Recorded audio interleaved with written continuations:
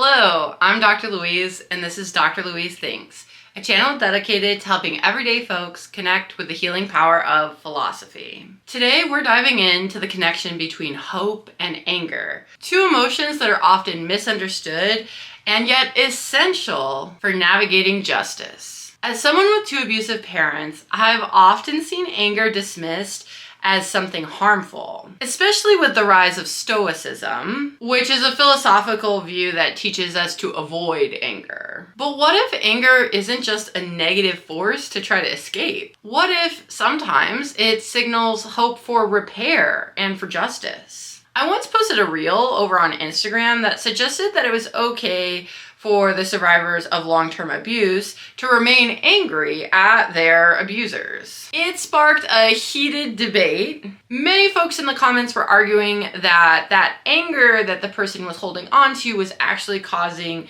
themselves more harm. And while there is some truth to this, Dr. Katie Stockdale's work reveals a deeper understanding. Anger can be both harmful and valuable at the same time. It can even be a signal for hope for repair. Let's unpack this some more together. In chapter 3 of her book, Hope Under Oppression, Dr. Katie Stockdale pursues understanding how hope operates under oppression by considering the question of anger. To start, she says that anger is actually an umbrella term that covers a range of emotions, including resentment, bitterness, indignation, and even rage. All of these emotions involve a perception that some kind of moral wrong has taken place, a perception of an injustice. With this kind of definition in mind, we can see that anger is actually about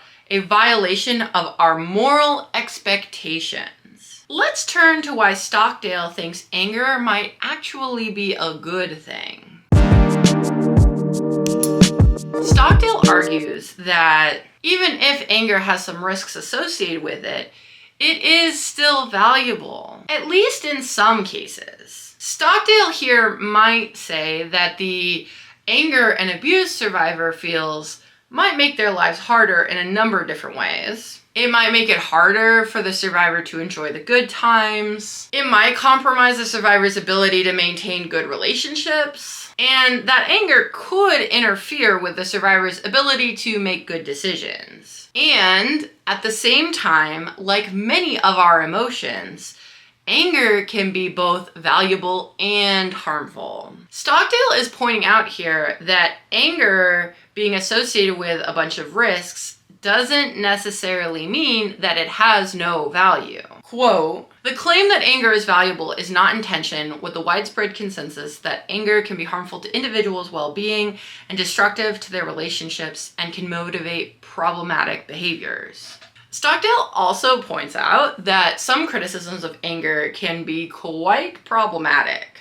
She says, "Critiques of anger that shift attention away from the presence of injustice toward the emotion's counterproductiveness or toward the agent's mental stability are ways in which response to anger helps keep members of oppressed groups in their subordinate place. Reclaiming anger, and especially morally appropriate anger, experiencing and defending it, has thus become a tool of resisting oppression."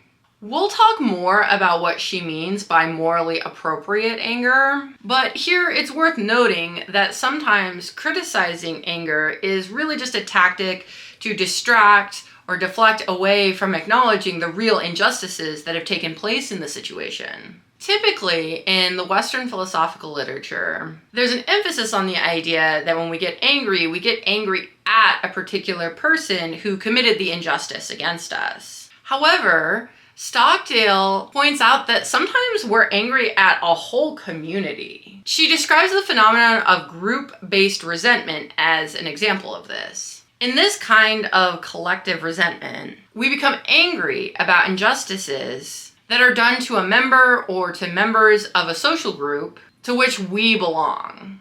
In this case, we are resentful because the person being targeted in the act was targeted because of their membership in a social group to which we also belong. She gives the example of a woman experiencing sexual violence. Stockdale might become resentful in this situation, not because she directly was a victim of the violence, but because this event represents a threat to all women, including Stockdale. In this case, Stockdale's resentment is serving the purpose of calling attention to the persistent sexist oppression that this act of violence represents. This is just one example where exercising anger has a positive effect, i.e. calling attention to systematic injustices. And while, yes, anger has some challenges, it is not uniformly bad. Lisa Tessman argues that anger is a burdened virtue.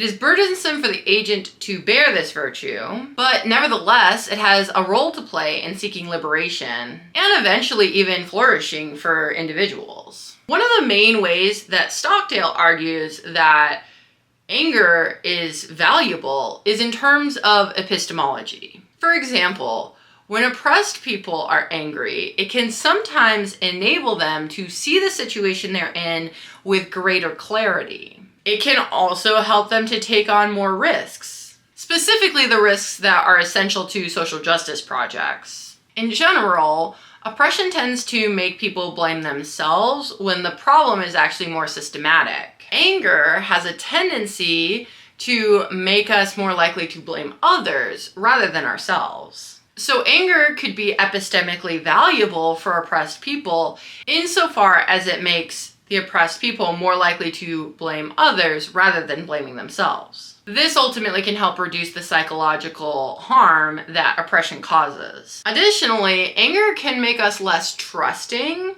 which might be a good thing for oppressed people, since often it is very reasonable to be mistrusting of more privileged folks.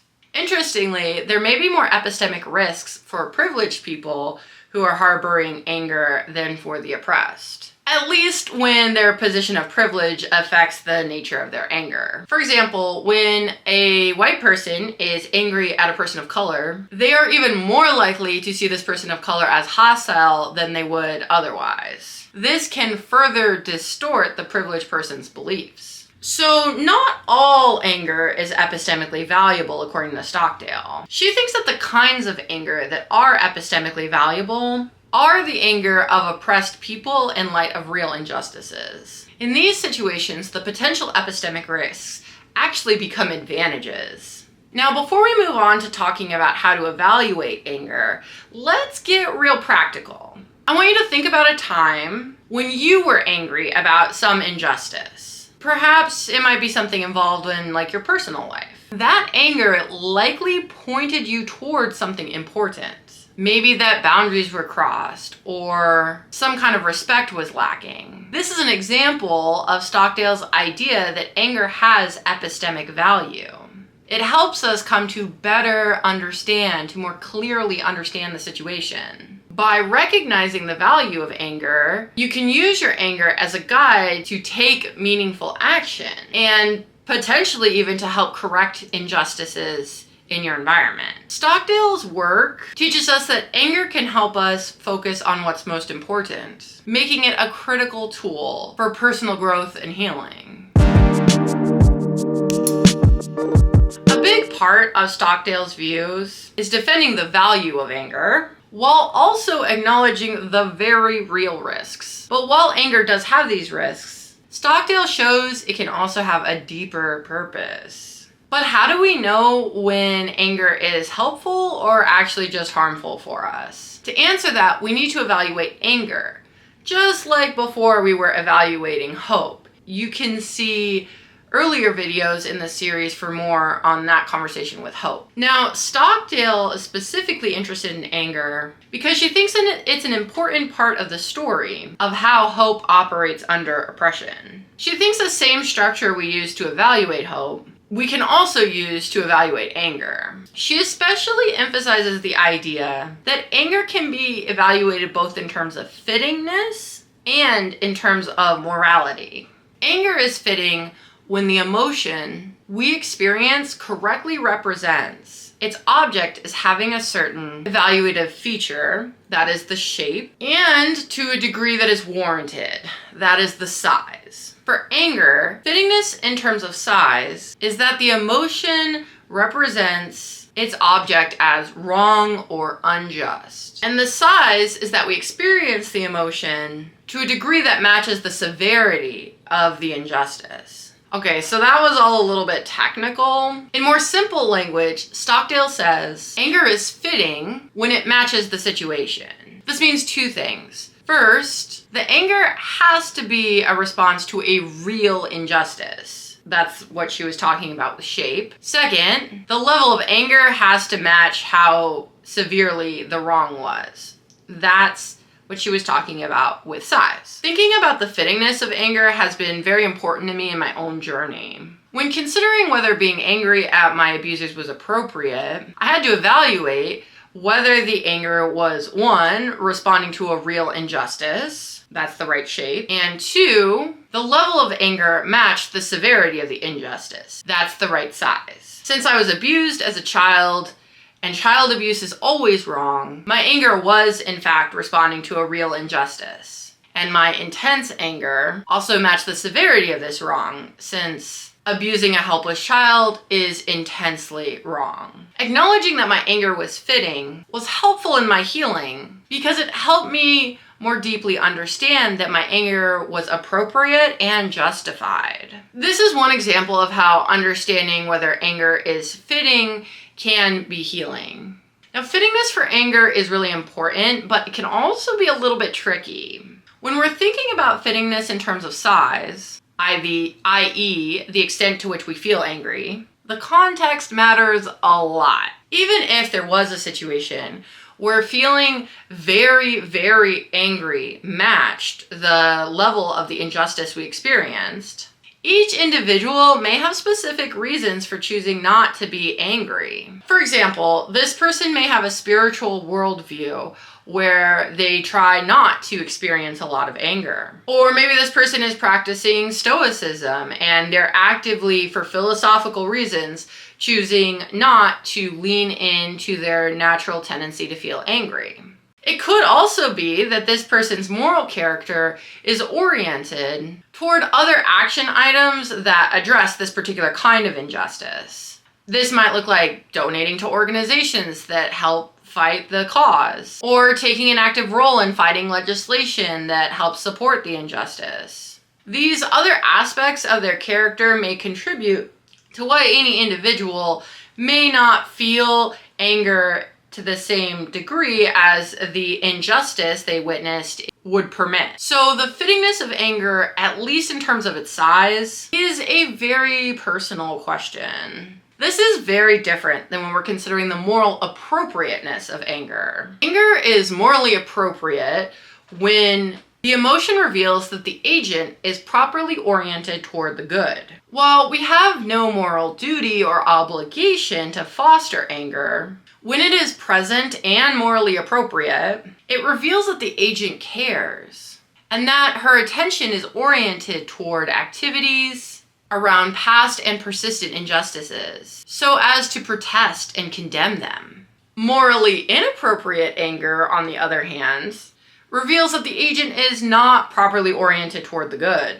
They may have gone astray, either because that anger is based on an incorrect moral belief about what is wrong or just, or that anger is reflecting a deeper moral vice or character flaw that this person has developed. According to Stockdale, when we find ourselves with morally inappropriate anger, we have sufficient reasons to take responsibility to overcome it. This is similar to how Stockdale described our moral responsibility when we find ourselves with morally inappropriate hopes. While these ways of evaluating anger are quite similar with hope, there are some important differences. Anger is fundamentally a moral emotion that involves the perception of moral properties that an injustice is occurring. Hope, on the other hand, is often completely irrelevant to morality. This means that for anger, whether the emotion is fitting or not is very closely tied to the question of moral appropriateness. That just is not the case for hope. Specifically, the shape of anger is itself moral. That means that anger cannot be morally appropriate unless it is fitting in terms of its shape. So unfitting anger is morally inappropriate anger. Stockdale gives the example of a man's anger about a rape survivor speaking up and threatening his reputation. This example of anger is unfitting because it incorrectly represents the rape survivor's action as wrong. In this case, the anger could be based on incorrect moral belief, i.e., it's her fault because of how she dressed. Or it might reveal a deeper moral vice that the man has in his character. Perhaps he is a misogynist, or maybe he's so greedy for power that he's lost his sense of morality. According to Stockdale, when we invest hope in other people, groups, and institutions to live up to our moral expectations, and they fail to do so, we experience resentment or another form of anger. So anger responds, at least in part, to disappointed moral hopes. In general, we expect that in those circumstances where moral wrongs occur, those harms will be acknowledged and addressed. Our anger communicates that the wrong has occurred and ultimately invites uptake to the recipient. In other words, anger is a signal that something has gone wrong and both parties need to repair. When anger is received by the wrongdoer, the ideal response involves taking that anger seriously. Exactly what that looks like is obviously going to vary from situation to situation. But in general, the goal of anger is to invite uptake that would constitute repair. So when we experience anger, we've perceived something morally wrong has happened, and our anger indicates that we have a hope that the damage can in fact be repaired. Stockdale says, "We desire repair, believe it to be possible that repair will come, and see the possibility of repair in a somewhat favorable light." Importantly, she points out that in experiencing anger, we may not be feeling this hope in a very explicit way, but instead it's kind of running in background. Now let's connect anger again to healing. Think about anger as a message. I care enough about this to be angry. I care enough about this that I want it to be better. For example, if you're angry for how a family member treated you, the anger might reveal a hope that that relationship can be repaired. Acknowledging this underlying hope can be empowering. It allows you to decide whether to pursue repair, if such a thing is possible in your specific situation, or to redirect your energy towards healing yourself. Either way, you're not stuck, you're moving forward. And that's where the personal growth happens. So why does understanding the relationship between hope and anger matter? Because it equips you with the tools to turn painful emotions into opportunities for growth. By learning to evaluate emotions like anger, and if Stockdale is right, uncover the hopes behind them, you can deepen your understanding of yourself, reclaim your narrative, and potentially heal from past wounds. This can all contribute to helping you build a future that more deeply aligns with your values. According to Stockdale, anger and hope are not opposites. They're partners in a fight for justice. When we experience anger, it is worth asking, is this anger signaling a hope for repair? Is it helping us take a stand against injustice? By evaluating our anger in terms of both fittingness and morality, we can transform it into a tool for healing, action, and even liberation. If anger could teach you one thing about yourself or your values, what would it be? I'd love to hear what you have to say. Go ahead and leave them down in the comments below. And until next time, stay curious, be thoughtful, and keep asking those questions. Bye-bye.